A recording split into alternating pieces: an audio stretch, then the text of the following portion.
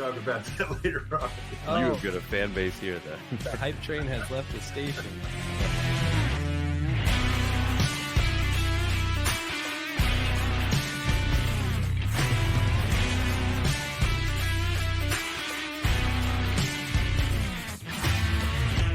How old did you say this was? 12 years. 12 years, yeah. Man, it is good. We just threw all of that on the floor, and this man has no regard for safety. He is not wearing shoes. He could go down while using it. And John's dead. Wow. That didn't take long at all, but I'm sure he'll come back.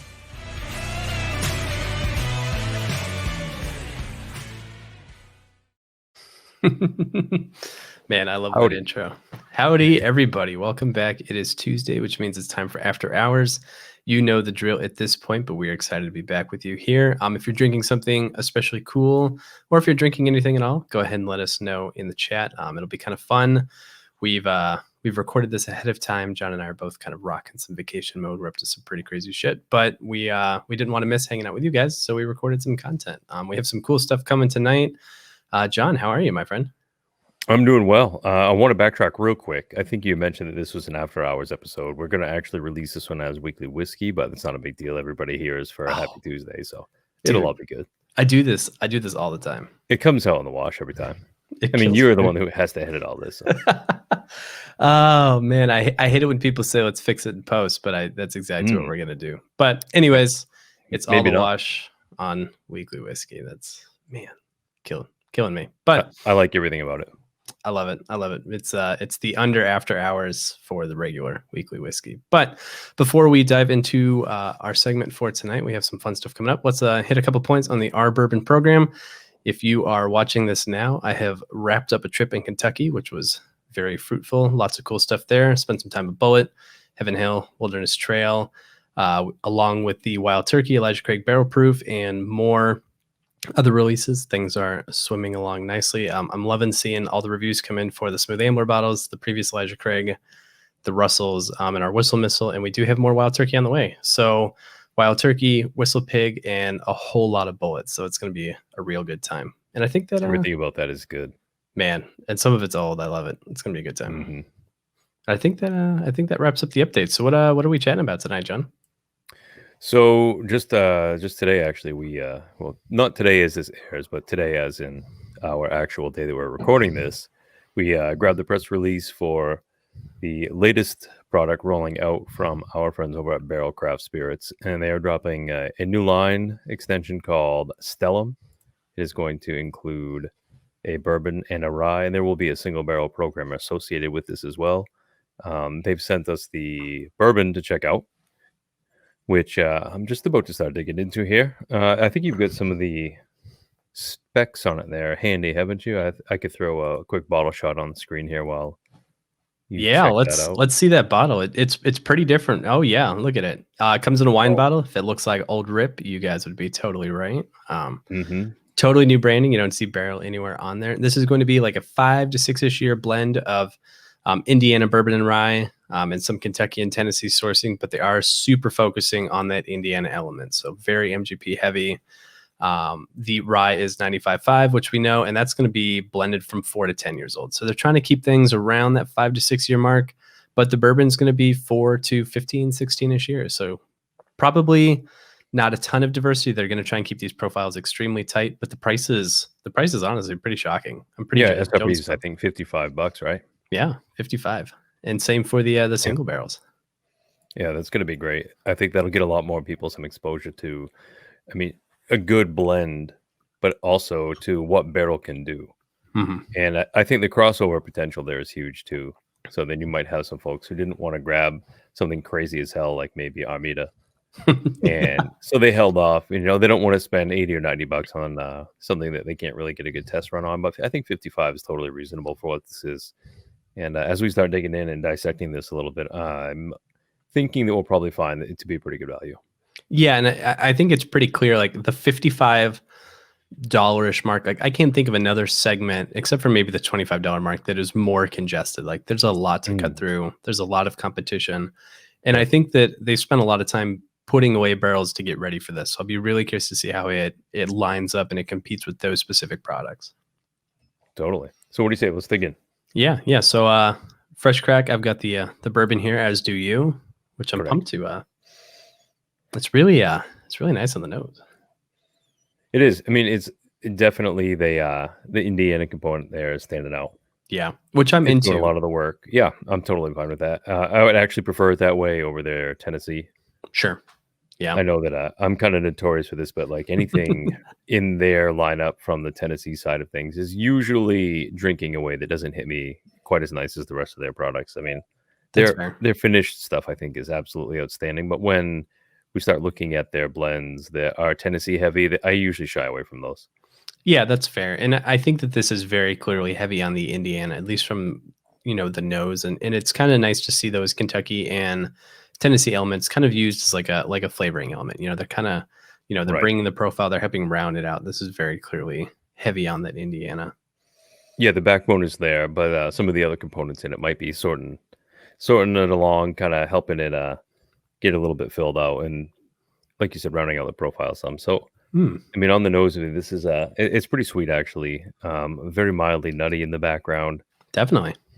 Ooh, it's got some good proof to it too. It's got what was this, a $1.16-ish, something to that effect. I don't have the press release right in front of me. I want to say that's where things are looking. It's right around that 114, 116. So definitely hefty. Like it's no bottled and bond. It's definitely north of there, but it's not gonna to blow you over. It's not like some 75%, whatever. Okay, the bourbon is 114.98. So I mean it's basically 115, and the rye is just a hair over 116. So we're talking about 115-ish proof for either is a good spot to be. I mean it definitely comes through with some heat, but it doesn't drink hot. I mean, I don't have a sip of this and feel like, shit, that's 115 proof, man. That's hot. It's actually, it's in check. It's nice. And it is worth noting here that they've made it very clear that while this is a separate brand that's being launched by Barrell, all the same people who are involved in Barrell's previous success with Barrell Craft Spirits are involved in this too. So, they haven't brought in new blenders. They haven't brought in different barreling. They haven't changed up who's managing things. This is very much a by Barrell. They've just doubled up their workload. Yeah. They were like, hey, we're not busy enough trying to make all of these damn whiskeys for everybody. Let's go ahead and double it up and have more shit to do. Exactly. Yeah, they're essentially just doubling everything up. I know they're going to hire some people, but right now this is the same crew of really good blenders and cask management that we see in Barrell Craft Spirits, just at a lower price point, and featuring that Indiana, which was the first question I kind of thought in my mind was like, okay, who's managing this? But still Barrell, so I'm into it. Yeah, this reminds me of, and I'm probably going to get the batch wrong off the top of my head without checking my notes, but I want to say this reminds me a pretty good amount of batch 23. Oh, okay. Interesting. But I might be thinking of 22 as well. There's a couple of them in there that are, the variation isn't huge, but when it leaned one way more than the other, I liked it. I think it might be 22. It's been a hot minute since I've had 22. I like there's like a big brown sugar element that mixes well with like a light nuttiness, light pepper, light ever so like kind of raisiny bread, tobacco-y. It's there's a good bit of oak here, which I think is nice. Like it's not too oaky, but it definitely is not drinking young, which is encouraging to see. Nicely. Yeah. But yeah, it's well aged, and I think probably that's where that Tennessee is shining the most, and bringing in some of that age and some of the darker background to it, but without coming in with an overpowering note or anything like that. And there's like a nice praline type of sweet caramel candied nuttiness to it, which is good. I like that. I mean, I think that helps round it out a lot too, and that light brown sugars in there nicely too. Yeah, that's definitely. It has a nice finish. It's not the longest finish. It's not like the fullest, but it has some good complexity, and it kind of wisps off nicely. Yeah, I mean, it rolls off about like what I would expect. I mean, in its competing market at $55, there's not a ton of things in there that are just going to hold on for a 5-minute finish. You know what I mean? Overall, I think this competes well in all of the ways that I would want it to. Yeah. It's got a good nose, but it's got a little bit more going on the palate than the nose. And the finish is there and present and fun to sort of let it enunciate, but then it sort of just rolls off, and then you're kind of left there thinking like, maybe I have another sip of that. Yeah, absolutely. I'm very curious. We do have the rye on the way. I'm very curious to kind of compare that and see how this, how the bourbon and the rye compare, how those stocks are blended. But overall, I mean, I think the bourbon's drinking pretty nicely. Yeah, I'm with you on that, man. I think this is a good one. Wow. I'm really excited to see the bottles of this hit retail and see how it does and see what the market receives this as. I mean, I think the bottle's great looking. To be honest with you, I think I like it. The old Rip style, the Van Winkle style bottle looks nice. It's fairly classic wine bottle with a pretty straightforward label, so it's not really flashy. It's not in your face.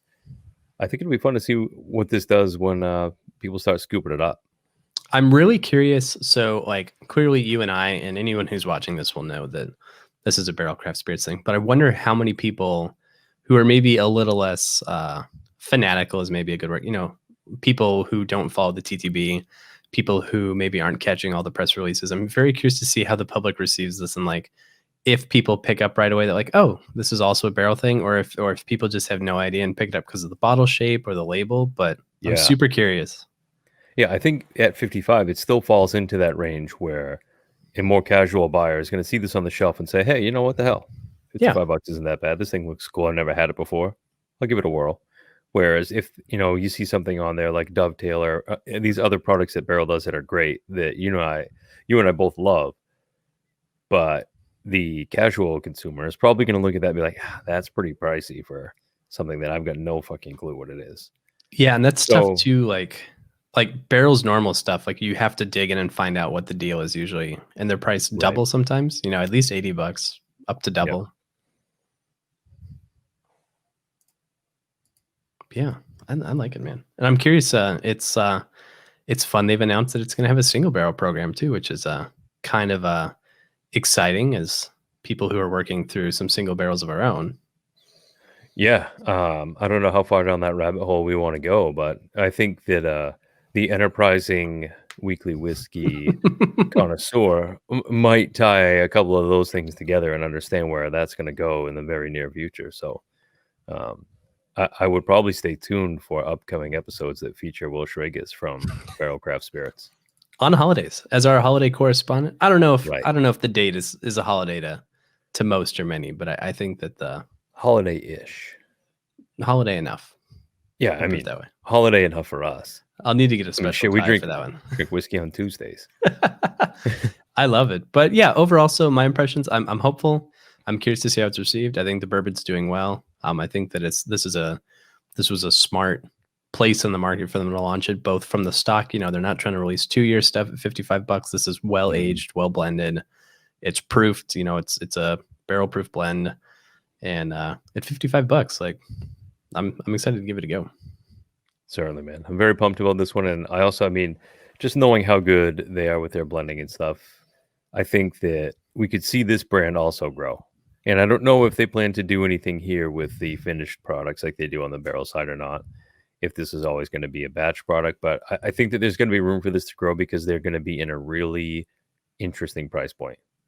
Yeah, and I think you brought up a really good point. The blending is definitely competent there. It's definitely backed by a strong collection of people who know how to blend. If this was I'm kind of thinking of like the 3 Chords of the world.